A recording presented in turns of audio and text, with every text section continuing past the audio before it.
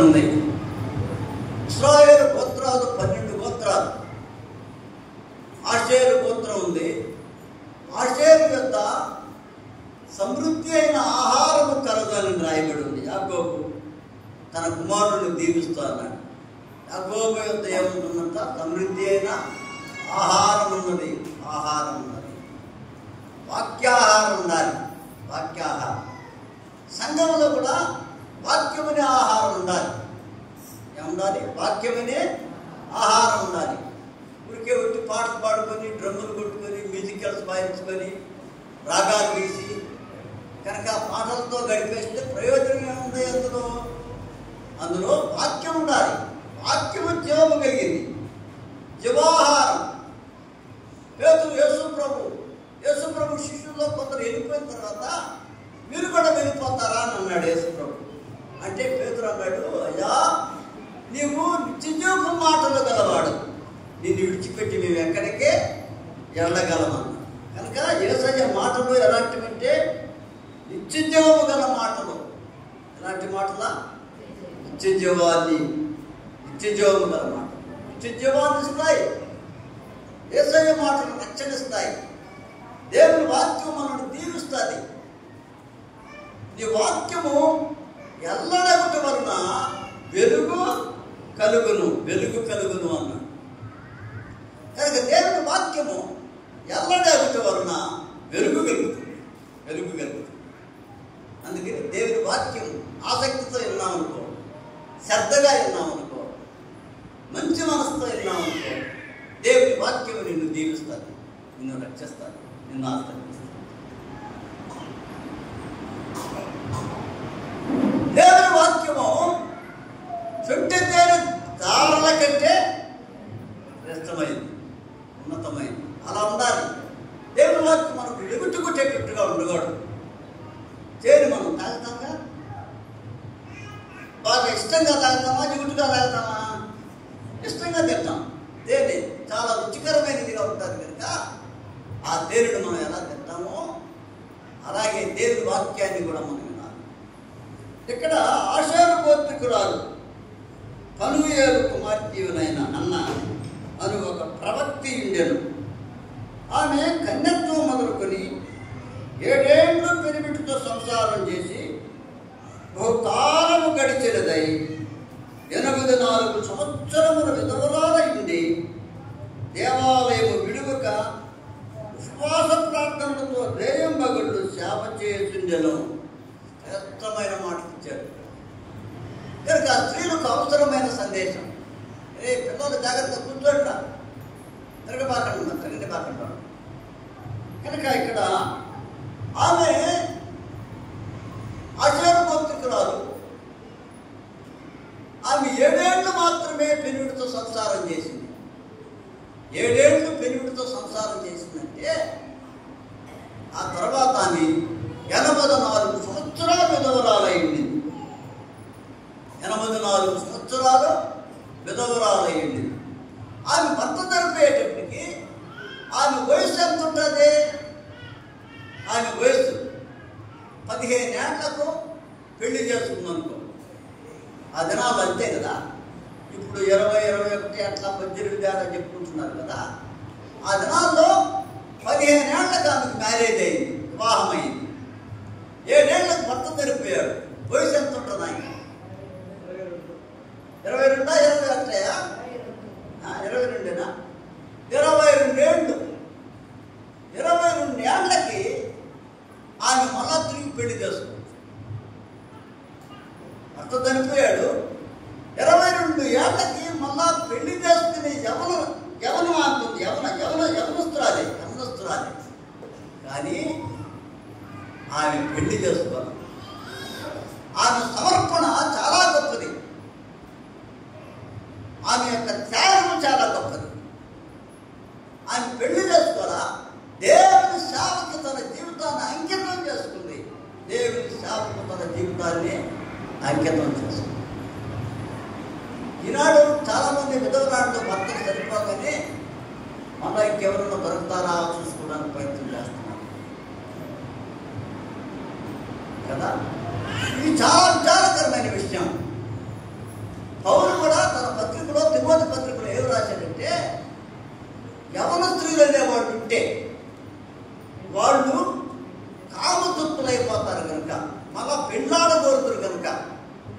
అట్లాంటి వారిని విధవరాండ్ల లెక్కలో చేర్చబాక తిమోతి పత్రిక. అలాంటి వాళ్ళని ఏ లెక్కలో చేర్చకూడదన్నా విధవరాండ్ల లెక్కలో చేర్చబాక. ఒకవేళ వాడు విశ్వాసులు అయితే విశ్వాసులతో వివాహం చేసి మంచిగా పిల్లలను కనున్నట్లుగా వారిని ప్రోత్సహించు అని అన్నాడు. నిజమే, వయసు ఉంటే పెళ్లి చేసుకో, వయసు లేకపోతే నీకెందుకు? 50 ఏళ్ళ తర్వాత 60 ఏళ్ళ తర్వాత మన వివాహం ఎందుకు నీకు? వివాహం వద్దు. ఎవరి కాలంలో సరిపోతే చేసుకోవచ్చు. ఈ తల్లి చూడండి, ఈ పేరు అన్న. ఈ పేరు అన్న. ఆమె ఒక ప్రవక్తి. దేవుని యొక్క లేఖనాలను జరిగింది, ప్రవచించాలి. దేవాలయంలో ఉన్నాను, రేయం ఉపవాసంతో గడుపుతున్నాను, రేయం పగుళ్ళు దేవునికి సేవ చేస్తున్నాను. రేయం పగుళ్ళు దేవునికే సేవ చేస్తున్నాను. నీ జీవితాన్ని అలా అంకితం చేసుకున్నాను. విధవరాండ్లు ప్రత్యేకంగా దేవునికి అంకితం చేసుకుంటాం. దేవునికి అంకితం అయిపోండి, దేవునికి సేవ చేయండి. ఈ లోక సుఖాల కోసం బతకబాక. ఈ లోక సుఖ సంబంధమైన జీవితంలో గడపాలని ఆశపడబాక. వద్దు. ఇకనది దేవుని కోసం జీవించడానికి నిర్ణయం చేసుకో. అందుకు మాదిరి ఎవరంటే ఈ ఆషేరు గోత్రికురాలైన పనూయేలు కుమార్తె అయిన హన్న మనందరికీ మాదిరి. సంఘములో మాదిరి, అనేక మంది స్త్రీలకు మాదిరి, స్త్రీలందరికీ మాదిరి, అనేక మంది కాదు, స్త్రీలందరికీ మాదిరికరమైన జీవితాన్ని కలిగి. అందుకని ఆమె ఏం చేస్తుందంటే ఆమె 7 ఏళ్ళు మాత్రమే పెళ్లి సంసారం చేసి ఆమె కన్యత్వం మొదలుకొని అనేది రాయబడింది. ఆమె కన్యత్వం మొదలుకొని 7 ఏళ్ళు పెనుగుడితో సంసారం చేసింది అంతే. ఆ లోపల చనిపోయాడు భర్త చనిపోయాడు. కానీ ఆయన లోకంలో జీవించలేదు. తన ఆశలను చంపుకుంది, తన కోరికలను చంపుకుంది, దేవుని కోసం తన జీవితాన్ని అంకితం చేసుకుంది. ఈనాడు విధవరాండైన కూడా అలా ఉండాలి. సంఘము దేవునికి సేవ చేయాలి, దేవుని మందిరంలో సేవ చేయాలి. పోతే మీ కుటుంబంలో కూడా సేవ చేయాలి. మీ కుటుంబంలో కూడా సేవ చేయాలి. తిమోతికి రాసిన పత్రిక మాట. తిమోతికి రాసిన మొదటి పత్రిక, తిమోతికి రాసిన మొదటి పత్రిక 5వ అధ్యాయం 4వ వచనం. అయితే ఏ విధవరాలికై పిల్లలు కానీ మనమడ్డు కానీ విండినేడలా వీరు మొదట తన ఇంటి వారి యందు భక్తి కనపరచుటకును తమ తల్లిదండ్రులకు ప్రత్యోపకారము చేయుటకును నేర్చుకొనవలెను. అమ్మా, విధవరాండైన వాళ్ళు తమ ఇంటి వారి ముందు భక్తిని కనపరచాలి. ఆ విధవరాలైన తల్లిని చూసి ఇంటిలో వాళ్ళందరూ దేవుణ్ణి నమ్ముకోవాలి. అర్థమైందా? భక్తిని అక్కడ కనపరచాలని. ఆ తర్వాత తమ తల్లిదండ్రులకు ప్రత్యోపకారం చేయుటకు. చాలామంది తల్లిదండ్రులను చూడరు, తల్లిదండ్రులను సాకరు, అలా పడేస్తారు వాళ్ళని. కొంతమంది అనాథ శరణాలయాలకు తీసుకెళ్ళి వదిలిపెట్టేస్తారు. మనం వింటూ ఉంటాం, రైల్వే స్టేషన్లో తీసుకుని వచ్చి వాడు ఎవరో దుర్మార్గుడు, కోడాలు కుడుక ఆ రైల్వే స్టేషన్లో తల్లి వదిలిపెట్టేసిపోయారంట. ఆయన ఆస్తిమంతురాలంట. అర్థమైందా? ఆస్తిమంతురాలు అయినప్పటికీ ఆ కొడుకు కానీ కోడలు కానీ చూడకుండా రైల్వే స్టేషన్లో వదిలిపెట్టిపోయిన ఉంటారు. విశ్వాసులకు ఇలాంటివి తగదు. దేవుని సంఘములో విధవరాండైన వాళ్ళు నీ కుటుంబంలో నువ్వు భక్తి కలిగి ఉండాలా? నీ భక్తిని బట్టి నీ పిల్లలందరూ దేవుని నమ్ముకోవాలా? అలాగే నువ్వు సంఘములో జీవించాలి. నీకు తల్లిదండ్రులు ఉంటే వాళ్ళని కూడా నీవు బాగా మంచిగా చూసుకోవాలి. ఇంకొక మాట 5వ వచనం, నిజముగా అనాది అయిన విధవరాలు ఎవరు లేకుండా, సాగేవాళ్ళు లేకుండా, బిడ్డలు లేకుండా, ఏకా నిలకడగా ఉన్న విధవరాలు. అలాంటి వాడు ఉంటే దేవుని మీదనే నిరీక్షణ ఉంచుకోవాలి వాడు. అమ్మా నాకెవ్వరు లేరయ్యా, నేను విధవరాల్ని అని అంటే అట్లాంటి వారిని సంఘము చేర్చుకోవాలి, సంఘం వారిని ఆదరించాలి. వాడు ఏం చేయాలంటే ఈ లోక సంబంధమైన సుఖాల కోసం బతకూడదు. వాడు ఈ లోక సంబంధమైన సుఖాల కోసం బతకూడదు. వాడు దేవుని మీద నిరీక్షణ ఉంచుకొని బతకాలి, దేవుని మీదనే ఆశ పెట్టుకోవాలి. తర్వాత జ్ఞాపనల యందును ప్రార్థనల యందును రేయింబగులు నిలకడగా ఉండాలి. అమ్మా వాడు ఏం చేయాలా? ప్రార్థనల యందును విజ్ఞాపనల యందును రేయింబగులు దేవుని మందిరంలో సేవ చేస్తున్నారు. విధవరాండని వాడు నేను చెప్పినా విధవరాండని, యవనస్తులని, యవన స్త్రీలని, పురుషులని చెప్పేనే విధవరాళ్ళ యొక్క పరిస్థితిని గురించి వాడు ఏం చేయాలి? సంఘానికి వాడు చాలా ఆస్తివర్గం ఉంటాడు. ఆ సంఘములో వాడు దేవుని మీద నిరీక్షణ ఉంచుకోవాలి. ఏకాకి ఎవరు లేకపోతే ఏకాకంటే ఏమని అర్థం? ఎవరు లేరు, ఆయన వెనక లేరు, ముందు లేరు, బిడ్డలు లేరు, ఊరు లేరు. అలాంటి వాడిని సంఘమే పోషిస్తారు. వాడు భక్తి కలిగిన వాడైతే, వాడు సంఘములో చేసి ఉపవాస ప్రార్థనలు చేసేవాడైతే, విజ్ఞాపన చేసేవాడైతే, సంఘాన్ని కనిపెట్టుకునే ఉండేవాడైతే సంఘములో వాడు ఉండి సేవ చేసుకోవాలి. సంఘమే వాడు ఆమె అట్లాంటి వాడు కూడా పోషించాలి, కాపాడాలి. అది రెండవ మాట. మూడవ మాట చూడండి, 9వ వచనం. 60 ఏళ్ల కంటే తక్కువ వయసు లేక ఒక్క పురుషునికే భార్య అయి సత్క్రియలకు పేరు పొందిన విధవరాలు. ఆగండి. 60 ఏళ్ల కంటే తక్కువ వయసు లేక ఒక్క పురుషునికే భార్య అయి ఉన్నవాడు, ఒక్క పురుషునికే భార్యగా ఉండాలి విధవరాలు. పవిత్రమైన జీవితం ఇది. కనుక చాలామంది విధవరాళ్ళు కొంతమంది మనం చూసినప్పుడు ఈయన చనిపోయిన తర్వాత మరో ఇంకొక ఆయన వివాహం, ఆయన చనిపోయిన తర్వాత మరో ఇంకొక ఆయన వివాహం, అట్లా చేసుకున్న వాళ్ళు దేవుని సంఘములో ఒక్కడే పురుషునికి భార్య అయి ఉన్నారని చెప్పడానికి వారికి హక్కు లేదు. అందుకని ఇప్పుడు ఒక్కడే పురుషునికి భార్యగా ఉండటము వాక్యం చెప్పే సత్యం. అమ్మా అసలు అందుకని భర్త చనిపోయిన తర్వాత మళ్ళా పిండాడు పారబాకండి. నేను చెప్పిన యవనస్తులైతేనే తప్ప నీకు పిల్లలు లేకుండా ఉంటేనే తప్ప అందుకని ఒకే పురుషునికి భార్య అయి ఉండాలి, ఒకే పురుషునికి భార్య అయి. అందుకని అనేక మంది పురుషులను కెట్టుకున్న వాళ్ళని వాడు భక్తి గలవాడని చెప్పడానికి వీల్లేదు. వాడు పక్కన పెట్టేసి వాడు చేసే ప్రార్థన కూడా ఇవ్వాలి. వాళ్ళు నీకోసం ఏదైనా చేయాలనుకుంటే వాళ్ళు అసలు రాజబాబులు కూడా బైబిల్ అలా చెప్ప ఏకపత్ని పురుషుడై ఉండాలా, ఏకపత్ని స్త్రీ అయి ఉండాలి. అంటే అర్థమైందా? ఒకే పురుషునికి భార్య, ఒకే స్త్రీకి భర్తగా ఉండాలి, అంతే బైబిల్ చెప్పే సత్యం. చాలామంది ఈ సిద్ధాంతాన్ని దాటిపోయారు, సిద్ధాంతాన్ని మర్చిపోయారు. వారు భక్తి కలిగిన వారు కాదండి, వాడు కామతృప్తులైన వాడు, వాడు దేవుని లేఖనాన్ని మరచిన వాడు. ఎట్లాంటి వాళ్ళని దేవుడు పక్కకు నెట్టేశాడు.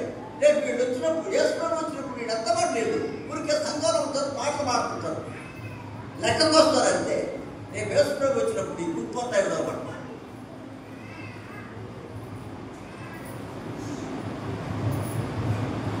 అందుకని విధవరాలైనటువంటి స్త్రీలు ఒక్కడే పురుషునికి భార్యగా ఉండాలి, ఒక్కడే పురుషునికి భార్య ఉండాలి. ఆమె ఏం చేయాలా?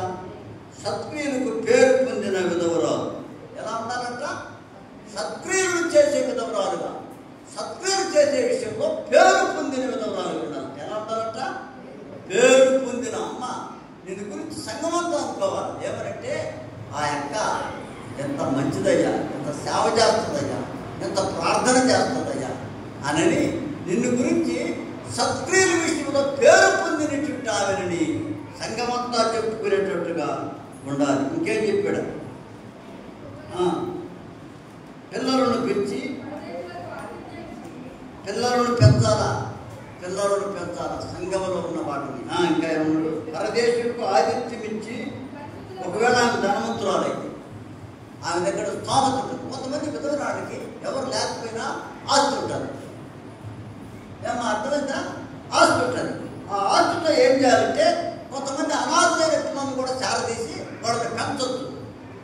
ప్రభు నేను దీవిస్తున్నాను మొలానా, ఈ ఆస్తి ఆ పిల్లలకు పెట్టు, సంఘానికి పెట్టు. ఇంకేమన్నాడు? పరదేశులకి అంటే దూరం నుంచి వచ్చే పరదేశం లాంటి వాళ్ళని, దైవ సేవకుల్ని, ఇంకా విధవరాంటలు, పేదలైన వాళ్ళని చేర్చుకొని వాళ్ళకి ఆదిత్యం ఇచ్చుట. నేను పేదదానైతే నువ్వు పేదలే, నువ్వు ఇవ్వలేవు. ధనవంతులైన విధవరాండు చాలామంది ఉంటారు, వాళ్ళకి చెప్పిన మాట నువ్వు పేదదానివే, నిన్ను వాళ్ళకి సాకమని, అనాథులైన పిల్లలు సాకమని ఆ స్తోమత నీకు లేదు, నీకు కాదు.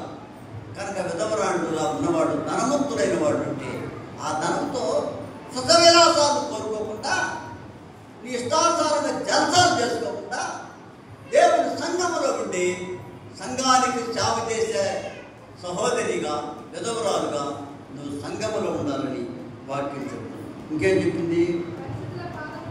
పరిశుద్ధుల పాదాలను కడిగి శ్రమపడు వారికి సహాయం చేసి ప్రతి సత్కార్యం చేయ పూనుకున్నదైతే ఆమెను విధవరాండు లెక్కలో చేర్చవచ్చు. 11వ మాట అన్నాడు, యవనస్తులైన విధవరాండు లెక్కలో చేర్చవాక. యవనస్తులైన రాలైన విధవరాండు ఉంటే వాళ్ళని ఈ లెక్కలో చేర్చవాలి. వాళ్ళు ఒకవేళ పెళ్లి చేసుకోవాలనుకుంటే నీవే చూసి సంఘం తరఫున విశ్వాసులైన వారు ఎవరైనా ఉంటే పెళ్లి చేయి, అంతే. అర్థమైందా? అవిశ్వాసం పెళ్లి చేసుకోండి. ఈ మధ్యన ఒక ఆమె వచ్చింది సంఘానికి, అయ్యా నేను పెళ్లి చేసుకోవాలనుకుని, ఎంతో వయసు ఉంటుందాక పెళ్లి చేసుకోవాలనుకుంటున్నాక, ఆ వయసు చూపించి 57 ఉంటాయి, 60 ఉంటాయా, 60 ఉంటా, పెళ్లి చేసుకోవాలంటాను. నాకెవరు ఉండాలయా చూసేవాడు అన్నాను. సరే నీకెవరు లేరు, భర్త లేడు అన్నాను. పెళ్లి చేసుకోవాలా? ఎట్లా చేసుకోవాలా? దేవుడిని నమ్ముకున్న వాళ్ళని చూసుకోవాలి, సంఘంలో ఉన్న వాళ్ళని, యోగ్యులైన వాళ్ళని ఎవరో చూసుకోవాలి. అసలు 60 ఏళ్ళకి ఏది అయిపోయిందా? ఏరురాలు వచ్చిపోతున్నాను అమ్మా. 50 ఏళ్ళు కూడా పెళ్ళి అక్కర్లా, కానీ 60 ఏళ్ళ వయసులో నీకు పెళ్ళి ఎందుకమ్మా? అవును, నాకు ఒక ఆమె తీసుకొచ్చింది మా ఇంటికి. ఆమె తీసుకొచ్చి ఆయన ఏడో చూసినాడు సంబంధం. ఆయన అన్నుడంట, ఈయన క్యాస్ట్ కూడా కాదంట, ఆయన నన్ను చూసుకుంటాడంట. ఆయనకి 45 ఏళ్ళు వయసు ఉంటుంది. అంటే చిన్న ఆయన కావాలంటే ఆమె కంటే తక్కువ వయసు కలిగిన ఆయన కావాలి. ఎంత భ్రష్టమైనటువంటి ఆలోచన. ఆ తర్వాత ఆవిడ చూసుకుని బయట కోసం పెట్టింది. నేను ఇంట్లో నుంచి బయటకు వచ్చి చూసేటట్టుగా అసలు ఈమె నా భాగ్యమే తప్పకూడదు, ఈమె ఎందుకు కూర్చుని ఈమె కాడేది నేను మాట్లాడేది లోపలికి చూసి అసలు ముందు బయటికి పంపించి, ముందామని బయటికి పంపించి నాతో మాట్లాడడానికి అర్హత లేదు. ఎవరు తీసుకొచ్చారు? నేనే తీసుకొచ్చి పంపించేసి తర్వాత ఏదైనా మాట్లాడతా, పంపించేసి నువ్వు వెళ్ళిపోమ్మా. ఆ తర్వాత మాట్లాడు. ఎవరు దేవుడు నమ్ముకున్నాడా? ఎక్కడ తీసుకుంటారు అని అన్న తర్వాత ఆగింది. నాకెవరు చూస్తారు? ఇంకేం చూడాలా? ఏం కావాలి నీకు? దేవుడికి సేవ చేసుకున్నదా? భక్తి కలిగిందా? ఇలాంటి వాళ్ళు దేవుని సంఘంలో దేవుని వాక్యాన్ని జరగకుండా తప్పుడు ఆలోచనలతో ఉండి దేవుని సంఘానికి చెడ్డ పేరు తెచ్చేవాడు. వాళ్ళ సంఘం చుమ్మొచ్చు, మందిరంలో చుమ్మొచ్చు, పరిచయం చేయించి ఏమైనా చేయొచ్చు. కానీ ఈ ఆలోచన బాగలేదు, ఈ ఆలోచన బాగలేదు, ఈ సమర్పణ సరైనది కాదు. అందుకని స్త్రీలైన వాళ్ళు సంఘంలో జాగ్రత్తగా ఉండాలని దేవుని వాక్యాన్ని బట్టి మాత్రమే చెప్తున్నాను ఈ ఆలోచనలు మీకు నేను. అందుకని వాటిని మనం నేర్చుకోవాలి, ఆలోచించాలి. 13వ వచనం చూడయ్యా, 13వ వచనం. మరియు వారి ఇంటింట తిరుగుచు బద్ధకరాండవుడికి మాత్రమే కాక ఆడరాని మాట్లాడుతూ వదరబోతులను, నిజంలో జాగ్రత్త, ఆ పరులు జోలికి పోవారును, ఆ పరులు జోలికి పోవారుకును నేర్చుకుంటున్నాను. అమ్మా, విధవరాళ్ళకి ఏం పని లేకపోతే ఈ పని ఏం పని? ఇల్లు తిరుగుతుంటారు. ఏం పని వాళ్ళక? వీళ్ళకేదో భక్తి ఉన్నట్టు పాపం ఇల్లు తిరగటం, భక్తి లేదే లేదు. బద్ధకరాండి, ప్రార్థన చేయరు, ఆడరాని మాట్లాడుతుంటారు, ఊరికి చెత్త వారాలు వేసుకొని మాట్లాడుకుంటారు, కాలం గడుపుతూ ఉంటారు. అమ్మా, దేవుడిని నమ్ముకున్న వాళ్ళు భక్తి కలిగి ఉండాలి. విధవరాళ్ళు సంఘంలో విజ్ఞాపన ఉపవాస ప్రార్థనలతో సేవ చేస్తూ దేవుడి సంఘంలో గడపాలి. కానీ ఇంటింటికి వెళ్ళి బద్ధకరాండుగా తిరగబాట. వాళ్ళే కదండి, కొంతమంది స్త్రీలకు ఇదే పని, తిరుగుతూ ఉంటారు. ఇంటికి తిరిగి ఆ ఇంటికి తిరిగి ఆ సంగతి ఏ సంగతే అక్కడ ఇట్లా పంచుకుంటూ ఉంటారు. ఇది కూడా శాపం. అది వాడు తప్పు చేయొచ్చు, నువ్వు చెప్పేవాడు తప్పు చేయొచ్చు. నువ్వు చెప్పేవాడు ఎవరి గురించి చెప్తున్నావో వాళ్ళు ఒకవేళ అపరాధులు అయి ఉండొచ్చు. కానీ నువ్వు దాన్ని పంచుకుంటున్నావు చూడు, అది తప్పు. అర్థమైందా? వాళ్ళ సంగతి వాడు మోసుకుంటారమ్మా, వాళ్ళ సంగతి వాడు భరిస్తారు. నీకెందుకు వాళ్ళ సంగతి? నీకెందుకు? వాళ్ళ కుటుంబం సంగతి నీకెందుకు? వాళ్ళ బిడ్డల సంగతి నీకెందుకు? అక్కడ పోయి చెప్పి ఆ ఇంటికి పోయి చెప్పి ఇంటికి పోయి చెప్పి నీకెందుకు వచ్చా?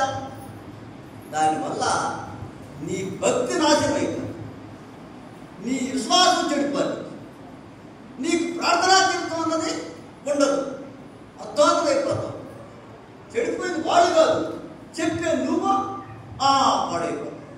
అందుకని అలాంటి పనులు చేయబాకండి, స్త్రీలు కానీ పురుషులు కానీ. ఒకవేళ వాళ్ళు మేలుకొని ప్రార్థన చేయండి. వాళ్ళు మేలుకొని ఏం చేయాలా?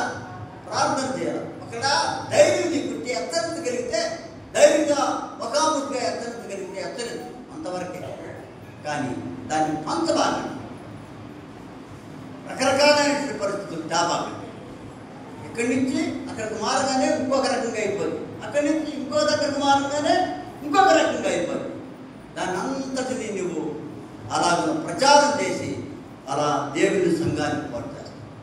ఈ హన్నా విషయంలోకి మనం వస్తే ఆమె ఏం చేసిందో చూద్దామా? లోకాసు వార్తలోకి రండి, 37వ వచనం చదవయ్యా, 2వ అధ్యాయం 37వ వచనం. విధవరాలైంది అమ్మా, దేవాలయంలో విడవక, అదిగో దేవాలయాన్ని దేవుని మందిరాన్ని విడిచిపెట్టబాకండమ్మా. చాలామంది నా భర్త చనిపోయాడు, నేను దేవుని మందిరానికి రాను, మేము చాలా సంతోషంగా ఉన్నాము, దేవుడు నాకు అన్యాయం చేశాడు అనేవాడు కూడా ఉంటారు. అర్థమైందా? దేవుడు నాకు అన్యాయం చేశాడు అని. కనుక ఈమె భర్త చనిపోయింది, 7 ఏళ్ల వయసులో దేవుడి మీద ఆయాసపడ్డట్లేదు. అయ్యా, నాకు 7 ఏళ్ళే, పిల్లలు కూడా పట్టలేదు నాకు, నేను 7 సంవత్సరాలు సంసారం చేశాను భర్తతో, ఇంతలేకి తీసేసావా దేవా? ఏం చేసావయ్యా? నీ సేవ చేయను, నిన్ను నమ్ముకోను, విడిచిపెట్టేస్తాను అన్నదా? 7 ఏళ్ళు పెరుగుడితో సంసారం చేసి మళ్ళా పెళ్లి చేసుకునే వయసు శక్తి ఎవరు అనుకుంది? 22 సంవత్సరాలు మాత్రమే.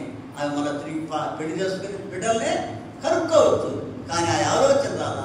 దేవుడిని ఒక దోషణ మాట అనలేదు, దేవుడికి మన జీవితాన్ని అంకితం చేస్తుంది. ఇది విధవరాండ్లు లేక సహోదరులు సంఘములో కలిగి ఉండవలసిన పని అమ్మ. నా తల్లి మీకు వందనాలు చెప్తాను. సంఘ క్షేమం కోరండి, కుటుంబాల యొక్క క్షేమం కోరండి. మన సంఘంలో ఉన్న కుటుంబాలు ఎవరు అనుకుంటున్నారు? వాళ్ళు మన కుటుంబానికి చెందినవాడు. అర్థమైందా? వీళ్ళ సంగతులు తీసుకుని అక్కడ చెప్పడం, వాళ్ళ చెడుగును ఆలోచించడం, వాళ్ళకి కీడు చేయటం, వాళ్ళ గురించి దుష్ప్రచారం చేయటం నీకు అది తగదు. అర్థమైందా? అందుకని నువ్వేం చేయాలి? వాళ్ళ కోసం ప్రార్థన చేయాలి, దేవుని మందిరంలోకి రావాలి, ఉపవాసం ఉండాలి, విజ్ఞాపనలతో. ఆమె ఏం చేసిందంట అమ్మా? దేవాలయాన్ని విడువక ఉపవాస ప్రార్థనలతో రేయం బొగుళ్ళు సేవ చేస్తా ఉంది. పరిశుద్ధుల పాదాలను కూడా కడుగుంటున్నాను కదా, పరిశుద్ధుల పాదములను కడుగుతా. సేవ చేసుకుంటూ వచ్చిన ఆ సేవకుడు సేవ చేయటం అర్థమైందా? అందుకని ఆమె అలాగూ జీవించింది. ఇంకొక పని కూడా చేసింది. 36లో ఆమె కూడా ఆ గడియలోని లోపలికి వచ్చి దేవుని కొనియాడింది. యేసు ప్రభుని 8 రోజులు అయిన తర్వాత 8వ రోజున దేవాలయానికి తీసుకుని వచ్చారమ్మా. ఆ సమయంలో ఆమె కూడా దేవాలయంలోకి వచ్చింది. ఎవరాని? హన్నా అనే ప్రవక్త, సుమయోను అనేటువంటి ప్రవక్త ఉన్నాడు. ఆయన తన చేతులతో ఎత్తుకుని ఆయన్ని కొనియాడాడు. అదే సమయంలో ఆమె కూడా వచ్చింది దేవాలయంలో. అప్పుడు ఆమె కూడా సుమయోను పలికిన మాటలను బట్టి దేవుణ్ణి కొనియాడింది. ఏం చేసింది? దేవుణ్ణి కొనియాడింది. అమ్మా, నీ జీవితంలో నీవు దేవుణ్ణి కొనియాడుతూ, దేవుణ్ణి గణపరుస్తూ, దేవుని నామాన్ని మహింపరుస్తున్నాను. ఇంకో పని కూడా చేసింది ఆమె. ఇంకేం చేసింది అమ్మా? ఆ విమోచన కొరకు కనిపెట్టుతున్న వారందరితో ఆయనను గురించి మాట్లాడుతుండెను. అమ్మా, విమోచన కొరకంటే మెస్సయ్య వస్తాడు. ధర్మశాస్త్రంలో ఏమి రాయబడిందా? మెస్సయ్య క్రీస్తు పుడతాడు, యేసయ్య పుడతాడు, యేసయ్య వస్తున్నాడు, మెస్సయ్య వస్తాడు అని వారి ధర్మశాస్త్రంలో రాయబడి ఉంది. అలాగున ఆ మెస్సయ్య ఇప్పుడు వస్తాడా, మమ్మల్ని ఇప్పుడు విమోచిస్తాడా అని కనిపెట్టుకొని ఉన్నారు చాలామంది. పాత నిబంధన ప్రవక్తలు ఏం చేస్తున్నారా? కనిపెట్టుకుని ఆ లోకరక్షకుడి కోసం ఎదురు చూస్తూ ఉంటారు. ఏం చేస్తున్నారు? ఆ లోకరక్షకుడి కోసం ఎదురు చూస్తూ ఉంటారు. వాళ్ళందరితో చెప్తుంది. ఏమని చెప్తుందంటే, కనిపెట్టుకుని ఉన్న వారందరితో ఆయనను గురించి మాట్లాడుతూ ఉంది. అమ్మా, మీరు కనిపెడుతున్న మెస్సయ్య, మీరు ఎదురు చూస్తున్న యేసయ్య వచ్చేసాడు. ఏం చెప్తుందా? వచ్చేసాడు. ఆయనమ్మ కన్యకు మరియ గర్భంలో జన్మించాడు, బెత్లెహేములో పుట్టాడు, గొల్లబోయలకు ప్రత్యక్షమయ్యాడు దేవదూత. అలాగే 8వ రోజున ఆయన దేవాలయంలోకి తీసుకుని వచ్చారు. నేను కనులారా చూశాను. ప్రవక్త సుమయోను ఆయన చేతులతో ఎత్తుకున్నాడు, ఆయన్ని పొగిడాడు, ఆయన ఆరాధించాడు. సుమయోను కూడా కనిపెట్టుకుని ఉన్నాడు. ఎప్పుడు ఆయన పుడతాడా? దేవుడు బయలుపరిచాడట సుమయోనికి, నీవు యేసు ప్రభువును చూసేదాకా మరణము నొందవని సుమయోనుకు దేవుడు ముందుగానే చెప్పేశాడు. ఆ సుమయోను పురువృద్ధుడు తన చేతులతో యేసు ప్రభువును ఎత్తుకున్నాడు. అక్కడే ఉంది ఆ మాట. ఎత్తుకొని ఏమన్నాడు? 29వ వచనం, నాదా ఇప్పుడు నీ మాట చొప్పున సమాధానంతో నీ దాసుని కోరించుతున్నావు. అన్ని జనులకు నిన్ను బయలుపరచుటకు వెలుగుగాను, నీ ప్రజలైన ఇశ్రాయేలుకు మహిమగాను, నీవు సకల ప్రజల ఎదుట సిద్ధపరిచిన నీ రక్షణ. అబ్బా, దేవునికి స్తోత్రం. నీ రక్షణ నేను కరుణారా చూసేశానయ్యా. యేసు ప్రభు చిన్న శిశువు, 8 దినాలు యేసు ప్రభుకి వయసు 8 రోజులే. ఆయన ఎత్తుకుని చేతులతో అంటున్నాడు, నాదా అని పిలుస్తున్నాడు. ఏమని పిలుస్తున్నాడా? నాదా, నాదా, నాదా అని ఆయన్ని పిలుస్తూ, ఇప్పుడు అయ్యా సకల జనులేదుట నీవు సిద్ధపరిచిన రక్షణ నేను కనులారా చూశానని పాత నిబంధన ప్రవక్తలు ఎంతో మంది కనిపెట్టుకొని చూశారు. వాళ్ళందరికీ దొరకదా, సుమయోనుకు దొరికింది. ఎవరికి దొరికిందా? ఎవరికి దొరికిందయ్యా? సుమయోనుకు దొరికింది. అమ్మా, యేసయ్య నీకు దొరికాడా? నీవు కూడా ధన్యురాలివే. యేసయ్యను నమ్ముకున్నావా? నీవు ధన్యురాలివే, నువ్వు భాగ్యవంతురాలివి. సుమయోను అంటాడు. నువ్వు కూడా ఆయన ఏమన్నాడు? ఇప్పుడు అన్నాడు, ఇప్పుడు నీ దాసుని సమాధానంతో పోనిచ్చుతున్నావు అన్నాడు. ఎక్కడదా? చదువునైనా, నాదా నీ మాట చొప్పున సమాధానంతో నీ దాసుని పోనిచ్చుతున్నావు. ఇక నాకు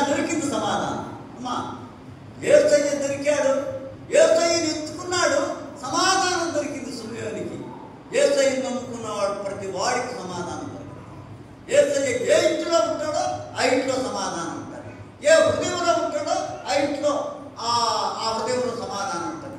ఏ సంఘంలో యేసయ్య ఉంటాడో అక్కడ సమాధానం. అర్థమైందా? సమాధానం దొరికింది సమయానికి. ఇప్పుడు నేను సంతోషంగా వెళ్ళిపోతాను. ఎక్కడికి వెళ్ళిపోతాడా? ఎక్కడికి వెళ్ళిపోతాడమ్మా? సమాధికి. ఇప్పుడు నేను మరణిస్తాను. ఇక నాకు చాలు. ఇక వయసు తిరుగుతుడైపోయాడు.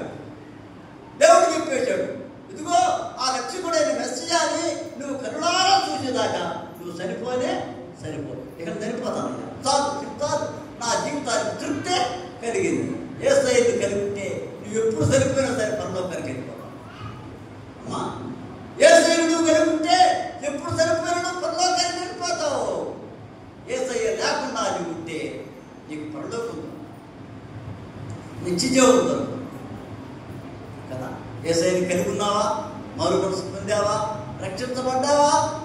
తల్లి నా మాటలు యేసయ్యను నమ్ముకొని హృదయంలో మారు మనసు పొందు, రక్షించబడు, బాప్తిసం తీసుకో, సంఘములో చేర్చబడు, ప్రభు బలారాధనలో కోరుకు.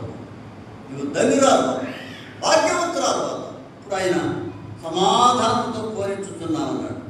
ఆమె ఆ రక్షకుడి గురించి ఏం చెప్తుంది? ఆ విమోచన కొరకు కనిపెట్టుకున్న వాళ్ళందరికీ ఏం చెప్తుంది?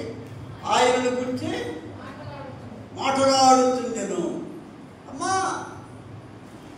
మీ అందరికీ శుభవార్త అని చెప్తుంది. ఏమిటి?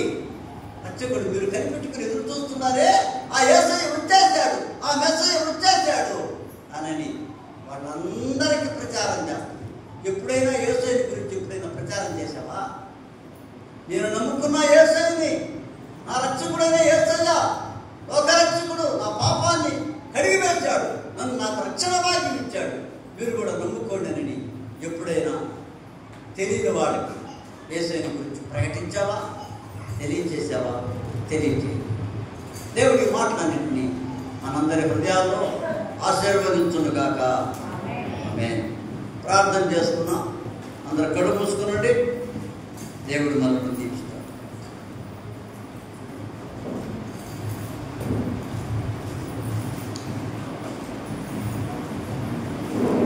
ప్రార్థన.